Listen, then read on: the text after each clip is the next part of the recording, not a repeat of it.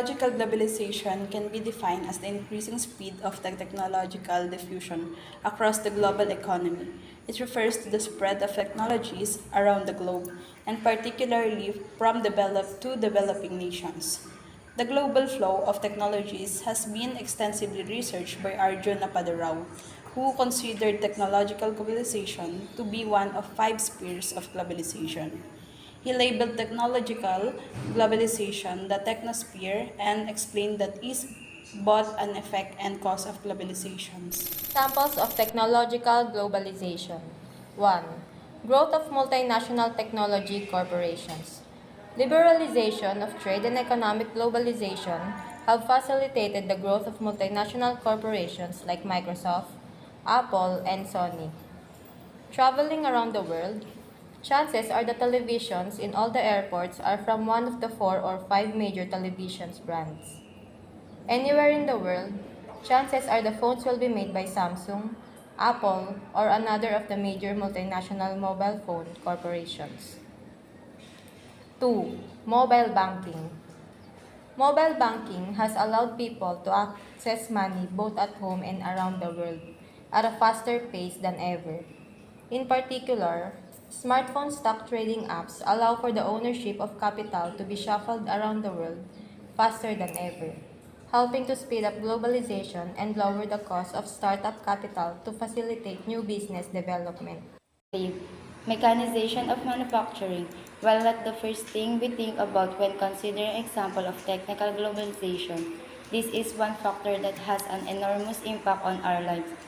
Using mechanics for manufacturing lowers labor costs, which has two competing effects: downward pressure on labor costs, leading to cheaper goods, and loss of traditional manufacturing jobs. 4. Media globalization. One effect of the spread of technologies and technological knowledge, primarily from the developing world, has been to also globalize the media that is presented on technologies like computers and cell phones. The United States has become a big exporter of media culture through Hollywood films, for example. Some worry that this can dilute indigenous cultures and develop one world culture called cultural homogenization.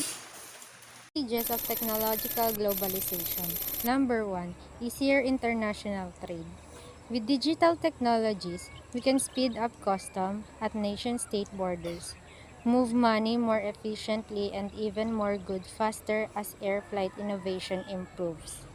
A clear example is the rise of international currency conversion apps like TransferWise. 2. One world economy. Technologies that automate trade can help create a more cohesive globalized economy. This will speed up the development of market efficiencies and economies of scales, such as those discussed in my article on economic globalization. One example of this is if one nation has a competitive advantage in producing a particular good, they can reduce it and make it cheaply available to the whole world. Number 3. Economic growth. The World Bank found that technological globalization has contributed to rising domestic productivity levels in advanced and emerging economies. Technologies can help us produce goods more efficiently and with less manpower, which in turn makes those goods cheaper and allows businesses to scale faster. Number 4. Reducing poverty. The World Bank also found that technological globalization has overall reduced poverty rates around the world. They state rapid technological process in developing countries has central to the reduction of poverty in recent decades. Despite this excellent outcome, there are also clear losers from globalization, which is discussed below. Number 5. Faster technological innovation. The global spread of technology has also enabled scientists and engineers around the world to engage in global competition. Each nation observed that nations' innovation and builds on them, enabling technology to develop faster and faster. 6. 6. Rise of online communities. Those with access to the internet are able to develop contacts with others who share their own hobbies and interests around the world. This has allowed people to find their tribe and help people to develop their identities in unique new ways, rather than around traditional nationalistic or regional identity formations. Disadvantages of technological globalization. 1.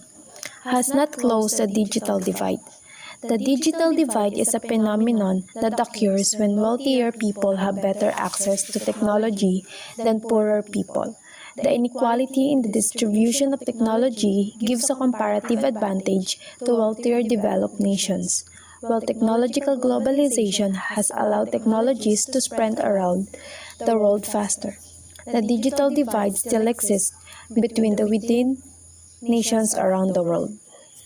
2. Replacement of workers by machines.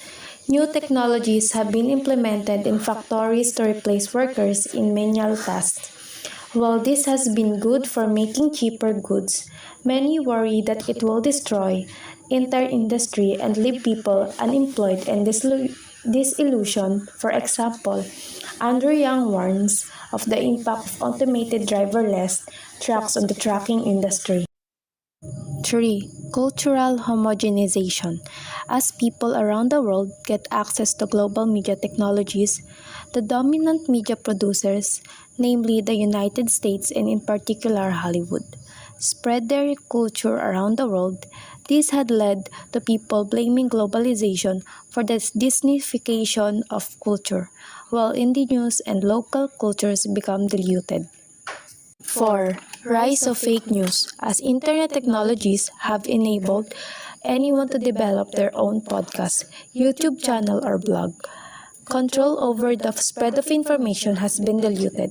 There are concerns that new technologies have been allowed for conspiracy theories and extremist organizations to spread their nefarious message online. Conclusion. On the 8 types of globalization, technological globalization is one that touches on all the others. Technology helps speed up economic and cultural globalization. For example, in this sense, the types of globalization aren't self-standing concepts, but each one impacts the other. Technological globalization has had wide-reaching consequences for our world. The jury is still out on whether the spread of technology around the world, what we often call technology diffusion, has had positive or negative impacts. And the truth is, it's had good impacts in some senses and negatives in others.